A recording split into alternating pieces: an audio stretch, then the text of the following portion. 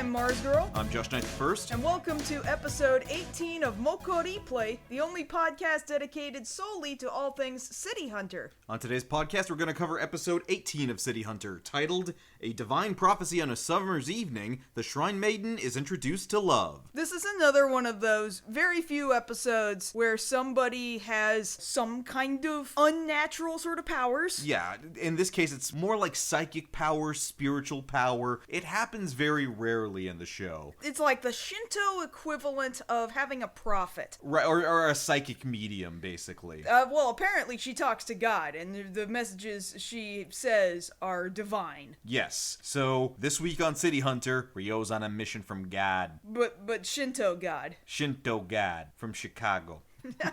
Okay, thanks, Josh. So we'll go ahead and get right into it. So this week we see that a new bulletin board posting has been made, except this time it's written in old script there in Shinjuku Station. It's this long banner drawn out or written out very elegantly of requesting City Hunter's help this week. Mm-hmm. Cowdy sees it, picks it up, tells right away, oh, it's from a beautiful woman. Hey, Ryo, you need to go ahead and check this out. And we see that Ryo is in bed speaking French again to all of his dirty magazines. So once again, we see why this is so popular in France. French is thrown around quite a bit, it seems. Yes, but we're not going to sugarcoat it here. We're pretty sure when Cowdy came into Ryo's room to tell him about the case, I'm pretty sure he was whacking it. Entirely possible. Like, he's under the covers with, like, 24 magazines lying out. His boxers are semi-down. It's kind of gross. It's kind of gross. Saying. So what has happened here is that an old woman and a woman who we'll discover who that is in just a moment, who was our client for the week, they have made a prophecy that she, the woman in question, our client, is in some sort of danger, and a guardian angel carrying a broadsword will be at her side to protect her. And according to them, this is actually supposed to be Ryo. So the instructions tell Ryo, okay, we need you to go to the Miyabi Tea House at Hotel Sun City, which I think we've been to a couple of times already. Sun City keeps showing up frequently, yes. And Ryo is greeted by Senjuin, which is this tiny little old lady who is the retainer, I guess you'd say, to our client for the week, whose name is Wakahime. Yeah, so I need to really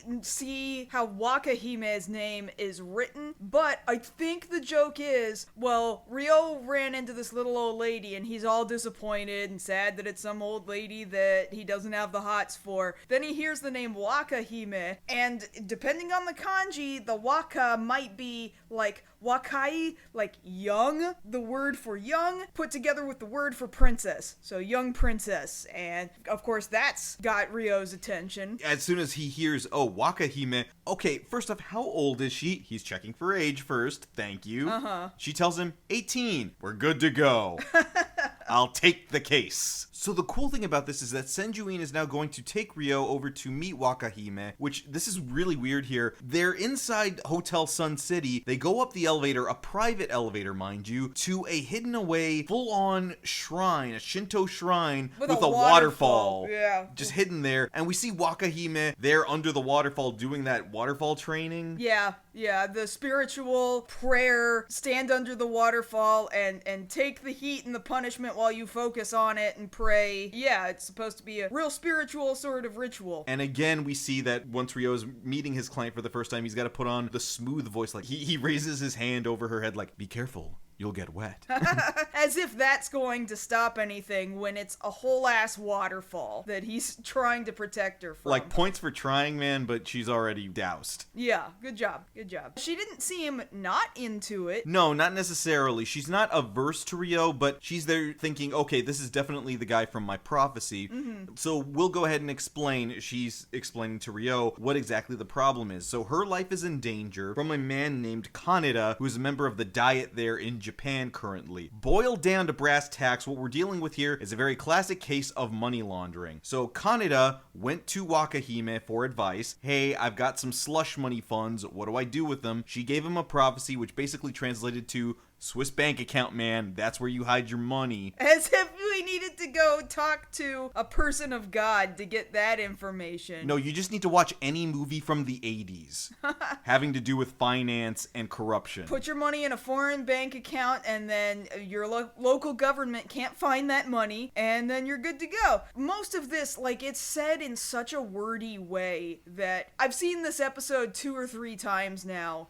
And it's like, I understand this guy is bad, and she knows something, and now he wants her out of the picture. That was as much as I understood. And really, at the end of the day, that's as much as you need to understand, is she told him some information on how to hide funds from the government. Now she's the only person who knows that he's hiding funds from the government, and he wants her out of the picture. Well, the thing of it is, who's she gonna tell? Because she has no earthly desire. She's been trained to be a shrine maiden, we're told, from the age of 3. So she's not really interested in love or money or any of the things that make life worthwhile. She's just a shrine maiden, you know? And she's kind of she's holed up in this room, like, all the time. She's really isolated. Yeah, she's really living a real nun-like life of solitude, almost. Does not know much about the greater world around her. But we see right after this introduction that an attempt on her life is made in multiple ways. First, we have an electric current going through the waterfall, trying to electrocute Wakahime. Then we see gunshots going off, so we've got an assassin on the loose here. And it turns out it's Budget Jigen from Lupin the Third. I mean, like, it's not literally Jigen, but we look at this character design and I'm like,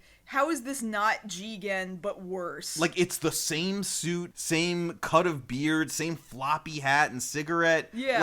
Like, they're very much trying to say this is Jigen without us getting in trouble with Monkey Punch. But it can't be Jigen because he sucks. Yeah. He's really bad at his job. He makes like 3 or 4 different attempts on her life, which is why eventually he gets fired. But... yeah, spoilers. This guy sucks. Oh no, we're doing a podcast that's about spoilers. Did I spoil it in the spoilers? Yes. I don't want to get too far ahead. I want to remember that while we're going through the flashback of her telling Kochi Numa to hide his money, we see multiple times in this episode too, Sunrise Airlines just there in the background. Yeah, and I love that it's more than it just says Sunrise Airlines on the side of the jet. On the wing too, on the back wing, like, it's the big red and blue S logo. They really want you to know, I hope you didn't forget who made this. Watch Gundam. So that's the first attempt on Wakahime's life. Then there's a second attempt, not too long afterwards, where Wakahime at least gave advance notice, hey, get down! And then there's a very loud boom. The whole side of the wall is blown out by not Jigen and an Apache attack helicopter. Just shooting rockets. And Ryo's waiting for his moment to take the helicopter down. Budget Jigen's over here like, well, you're not gonna hide from me because I've got heat-seeking blah-de-blah. Yeah, I've got thermal imaging on this helicopter. You're dead meat. But Ryo's got super hearing. And he's just a really good shot, so he just shoots into the blades. Yeah, he takes out the main rotor, and for a second there, you think he's killed Budget Jigen. Yeah, the helicopter explodes, and I'm like, oh my god, that man's dead. But of course, a couple of shots later, we see...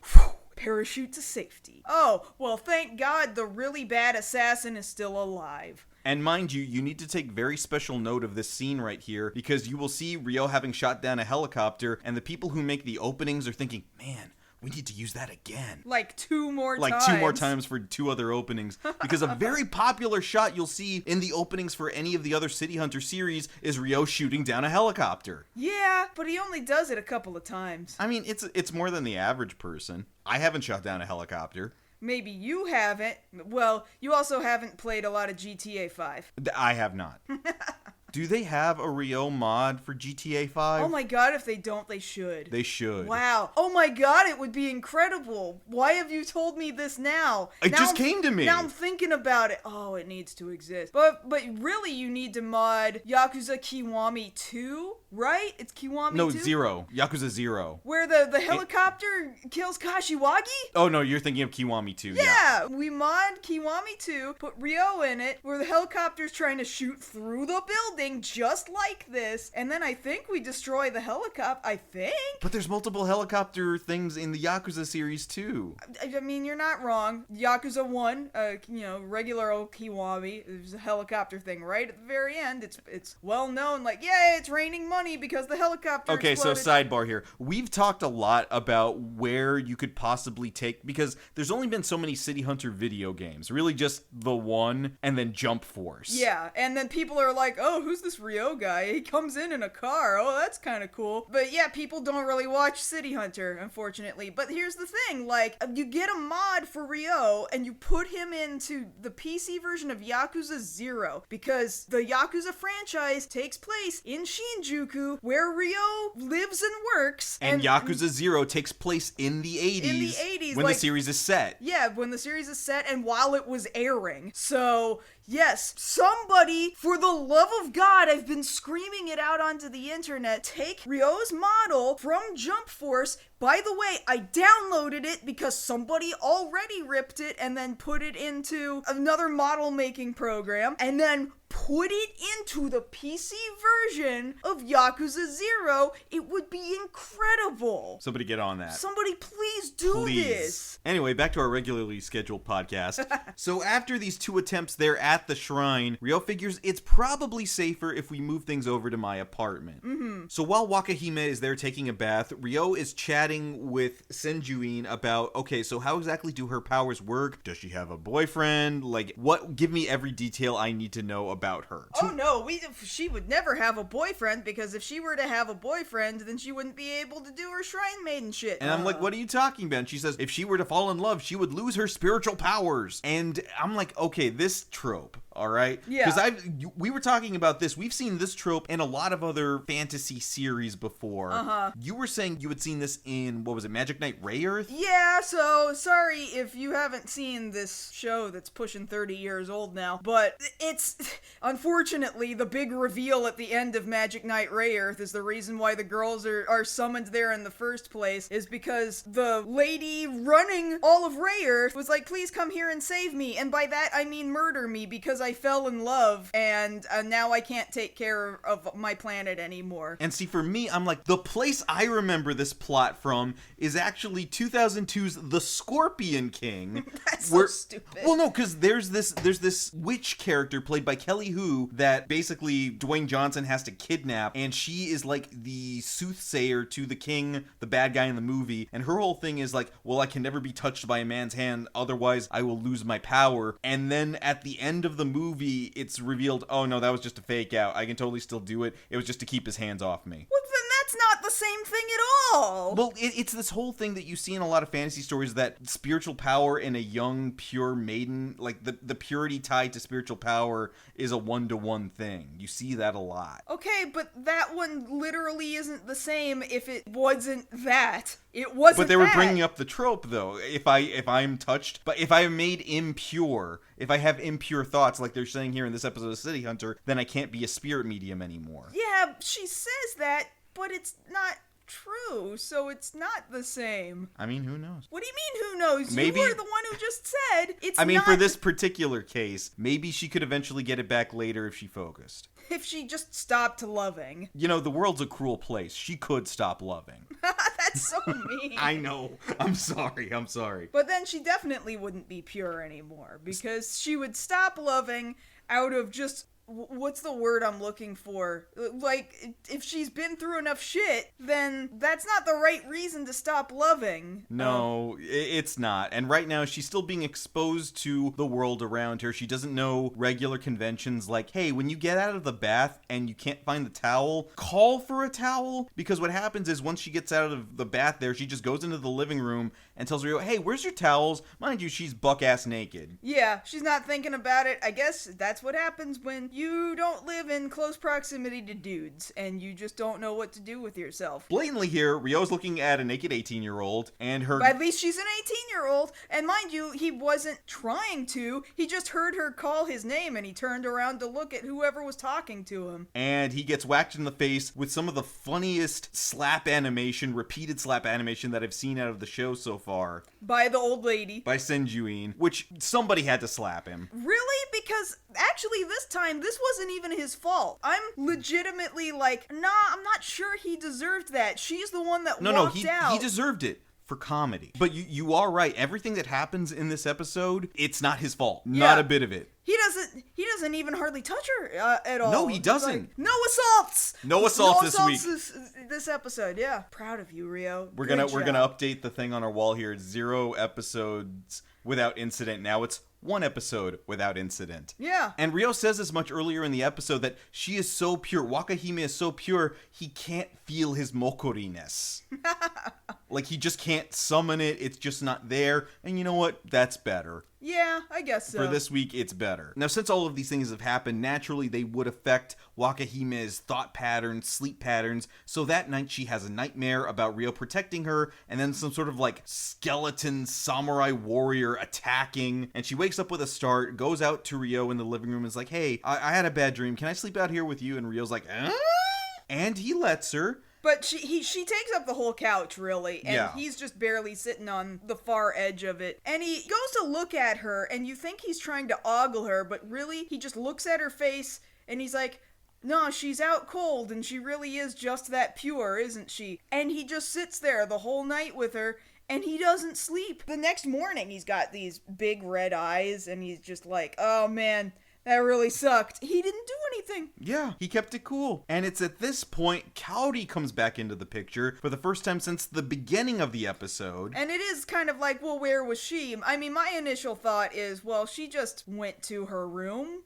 the whole night and didn't come to investigate his side of the apartment. But then with all of the goings on the night before, especially with a naked 18-year-old in the living room, surely she would have come running with the hammer. So we figure she wasn't home all night. Possibly, because she comes in like, hey, I'm gonna make breakfast. I've got groceries. But that's the thing, she's got groceries. So, like, in the early morning, she went out to buy groceries? I mean, some people do that, but like... Because, alright, let's look at this for a second. Rio is sleeping out in the living room, right? They haven't taken Kaori's room. They've taken Rio's bedroom to sleep in. She comes out of the bedroom, comes to sleep next to him on the couch. So if Kaori had been in her room that night and had left that morning to go get groceries, she would have seen him then. I guess that's true, but... But she comes back with groceries, and this is the first time she's seeing, oh, wait, there's a girl on the couch with Rio. What's going on here? So I don't think she was home all night. And we noticed with her costume for this particular scene, she's got a name badge on that's got her name on it. Well, she's worn lots of clothes with, like, her name she hasn't worn this outfit or her before, initial. Though. No, she hasn't. But Josh, she wears a lot of different clothes. Okay, and a lot of different clothes have her name or her initials on them or something like that. But if you really want to play really friggin' stupid headcanon games, and I do, it does look like a name badge. And if she was gone all night, maybe she had an overnight part-time job because City Hunter doesn't bring in enough money. That's what I'm thinking. That is honestly what I'm thinking. It's entirely possible that some nights, Kaori's like working the kombini out on the corner, you know, selling pocket chicken to make ends meet for City Hunter. Mind you, none of this is actually like an in-universe thing. It's not addressed. They don't talk about it. I think it's just funny. I think that's all the writers thought it was that it was just funny, but it's nice to think about. Well, anyway, she sees him there on the couch with Wakahime, comes running with the hammer. He's like, no, I didn't do anything. I swear I didn't do anything. And he's telling the truth. Although he would have said that whether he did something or not. True. So she doesn't know. She has no way of knowing at this point whether he has actually done something or not. But apparently they're explaining this whole thing to her over breakfast. She does the thing where she's got a piece of toast in her mouth there, as she's like, oh, really? This is what's going on? He's on a mission from God? Wow. Now, while they're explaining all this and getting Kaori up to speed, we see that Rio is perusing the newspaper and seeing there is nothing in the news about the chopper attack or the explosion. So whoever's behind what's going on, they've got the media on lockdown. There's a news blackout. Well, he said, oh, it means the police can't do anything. And I'm like, well, that's a weird thing for you to say. Don't you mean to say that he paid off the newspaper to not say anything about it? Because that's not what he said. He just said, oh, the police won't do anything. And it was just like, that's kind of a weird jump in logic. I think you're close. You said the wrong thing. Well, it's basically the whole thing of somebody should have said something about a giant explosion and a helicopter attack the night before. I think a journalist would have noticed. Somebody would have noticed, but nothing. Yeah. So we see that Budget Jigen, who has done these attacks, is trying to make a call to his boss, which is a guy by the name of Koshinuma, who actually works for this other company that gave the money to Kaneda initially. And he's asking him in Japanese and some broken English, "Come on, man, I'll try and take him out next time. Give me one more chance." One more chance was really good. Yeah. Like, he's really selling it. Like, come on, man. I need it. I need this job. So really, the bigger bad guy in the picture is this other guy, Koshinuma, because he's the one that would be really in trouble if we found out, hey, the money that's being laundered came from this guy. So he fires Budget Jigen, and we don't see him again. Like, that's it. He's gone. He has exited the show, and he's gone back to Lupin the Third, where he does a significantly better job. Yeah, he does stunts for Jigen on the weekends. This is Stunt Double Jigen. Stunt Jigen. That's what we're going to call this guy. Because he's never named in the episode. He's just the assassin, but we are now going to dub him Stunt Jigen. Stunt Double Jigen, I think, is most clear. Okay, fine. Stunt Double Jigen. Mm-hmm. But at this point, Ryo figures, okay, enough is enough. Let's go ahead and wrap this up. I know exactly what to do. So they put this plan into action. When Kaneda is out and about in his town car or something, he gets a call on his old-ass car phone from Wakahime warning him about a new prophecy, saying to be careful of women trouble, water, fire, and then ruin. So initially, Kaneda blows all this up like, yeah, right, I'm not really paying attention to that. I'm just worried about making sure none of this information about the money laundering gets found out. So the idea here is to go ahead and direct Kaneda into all of these things. So we see Kaori as a construction worker putting up signs to divert his town car in a different direction to make him crash into an all-women's bathhouse. Which, that's so dumb. It's kind of like a modern day imagining of, oh, the GPS said turn left, so I'm going to immediately turn left, regardless of whether or not there is a road here. That's basically what these guys did. They didn't stop and think, there's a building here? Maybe take your foot off the gas pedal for a second. So that's the first thing. Women trouble, boom, right out the gate. So next thing we got to deal with is water trouble, and that's where Ryo with the sniper rifle comes in. So Ryo uses the sniper rifle to make the car crash into the river, and now they have to climb out of the river, and it's like, oh no, that's the water. No, this can't be it, right? No, that's not it. Here, I need a cigarette. Let me light up. And as he's trying to strike the igniter on the lighter, Ryo hits the lighter and makes it blow up in Kaneda's hand. He's like, ah, crap, that's fire. That's 3 out of 4. What's next? Ruination. Oh, shit. I need God. I need to go back to God right now. And he runs his ass. That's some manipulation right there. That is manipulation. Kaneda runs as fast as he can back to the hotel where the secret in the middle of the city Shinto shrine that has been blown up is. That nobody seems to have found out about at this point. Because there's a big hole in the side of the building. And nobody's looking up going like, oh, when'd that happen? Hey, is that a waterfall up there? Like, nobody's questioned this. Right. At all. Like, everybody, and you can't even say it's modern times where everybody's looking down at their cell phone. No, just nobody in the 80s was looking up at the side of Hotel Sun City and being like, when'd that hole get there? Yeah, I thought Hotel Sun City was, really popular. You know, if a rocket had been shot through the side of a building, you would think there would also be damage down on the ground below. Right. But nothing. So he runs his ass back up there like, okay, I felt the wrath of God. I'm sorry. Please forgive me. And she's like, what do you have to be afraid of? If you just listen to God, all will be well. And he's like, all right, I swear to God. And then Koshinuma shows up like, swear to me! Because Koshinuma doesn't believe... Koshinuma must be agnostic or something, because he's like... Or he clearly sees through their manipulation because this whole thing was bullshit. Which in this case, it is. That's what I'm saying. But he's like, no, you know what I believe in? This gun! And then threatens to shoot an old lady. I mean, champ moves right there, man. You think you're gonna get away with holding an old lady at gunpoint, and you got, 2 other witnesses here? What's the plan here? To shoot an old woman.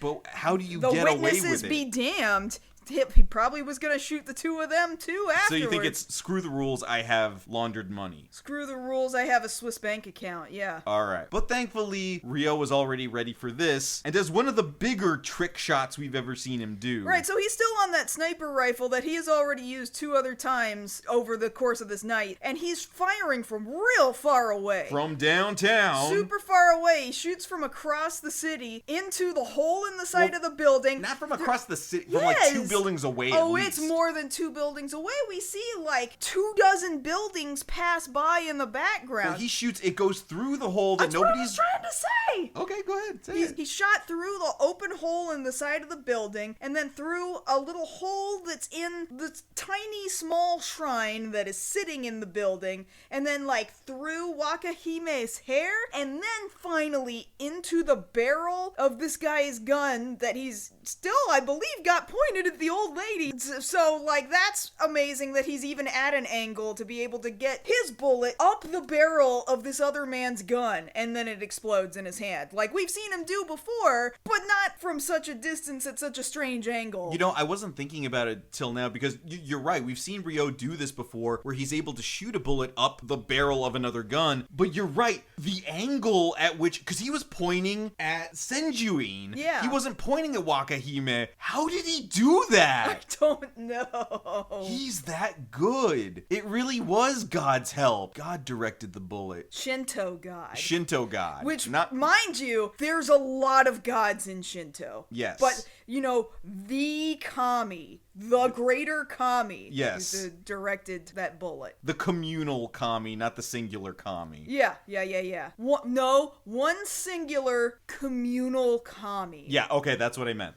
Yes. And so this is enough to put the fear of God in Koshinuma, and both he and Kaneda run fleeing away from the scene, and that takes care of that. Now they both believe. Unfortunately, I don't know if Wakahime necessarily stopped believing, but she can't Shinto priestess anymore. Yeah, she leaves a Dear John letter to Senjuin that they find the next morning, or Dear God letter. I don't know how you Dear Kami. Mm-hmm. Kami he, right? That's how you would, from... Kami, it's pronounced without the at the beginning. You're right. But it is written, you're right that it's written like the he, but it's pronounced So she's written a letter saying, hey guys, unfortunately, I can't do the Shrine Maiden thing. I got Ryo on the brain, so bye. I'm gonna go see the world. I mean, at least good for her for deciding, I can't stop thinking about Ryo, and actually I'm gonna leave and not necessarily try to get with Ryo. I just gotta get him out of my head. So that was the smart move. Yeah. Because we've seen a lot of other women, and we will see a lot more after this, be like, no, it's Ryo. It's only Ryo.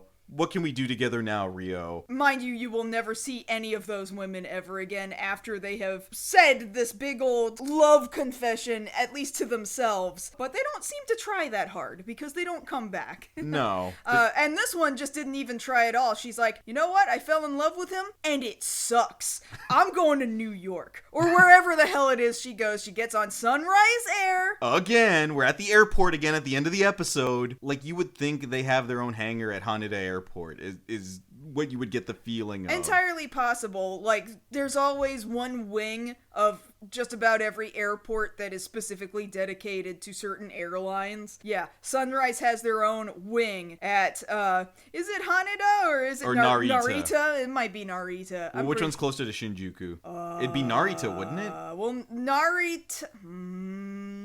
Because Narita technically isn't even in Tokyo. Right. It's in Narita. Well, it's the thing. You can't fly directly into Tokyo. Yes, you can. At Haneda. Okay, so it'd be Haneda then. Maybe. Okay, we're just going to say it's Haneda for now. Okay. But since Wakahime is no longer going to be the Shrine Maiden, Senjuin is looking for a replacement and has settled on Kaori. But in the process, makes fun of her for having manly hands and not quite a womanly face, which is really rude of her. It's really mean, but she still thinks she must be pure enough to be a Shrine Maiden. Never mind the fact that Kaori very likely has actually developed feelings prior to this, so she was never going to be a Shrine Maiden. No, that wasn't going to happen. It was never gonna happen. And plus, it's the whole thing of, like, the purity thing. We don't know, like we were arguing earlier in this episode, we don't know where she was the night before. She could have just been out on a date. Yeah, who knows? Maybe she actually tried herself to not have Ryo on the mind. Maybe she just needed that time. You know what? She can do whatever she wants. She's a strong, independent woman who don't need no city hunter. Well, she does if she does. She does if she wants to make sure that they eat and keep the roof over their head. Yeah, so for me, the more logical thing is that she was at a part-time job, but it's entirely possible, second headcanon, she was on some kind of date with somebody. Also, third headcanon, she was just home the whole time and they drew her doing something really stupid because the writers didn't think about it that hard. Yeah, that's probably what happened. Probably what happened. But then we get wild, and that's the end of our episode. Yay! So it's a pretty funny episode. I really like those repeated hits that Ryo gets in the middle of the episode. It's again one of many slightly supernatural episodes. At least it didn't totally rely so hard on the supernatural part that you're just like, I really can't believe this. And I mean, because it comes from Japan, you are kind of like, well, somebody in Japan clearly has Shinto powers. I mean, obviously, we were gonna go here at some point. Also, Sunrise Air, thank you for being a returning guest. Once again. We really appreciate your business. Yep. So next week on the show, if you liked last episode where we were talking about swimwear, guess what? The swimwear's back! More swimwear! Yay! More beach episode! We're getting another beach episode! In fact, Kaori wears a shirt that says beach. So come back next time when we cover the 19th episode of the TV series, A Beach to Remember, an audition full of danger. If you want to catch us outside this podcast, you can always find us both over on Twitter. I'm at JoshKnightTheFirst. And I'm at MarzGurl. Thank you all so much for listening to our 18th episode of MokkoriPlay. And if you don't come back next episode, I'm gonna have Josh wear some weird, ultra-realistic bat mask? Wait, what?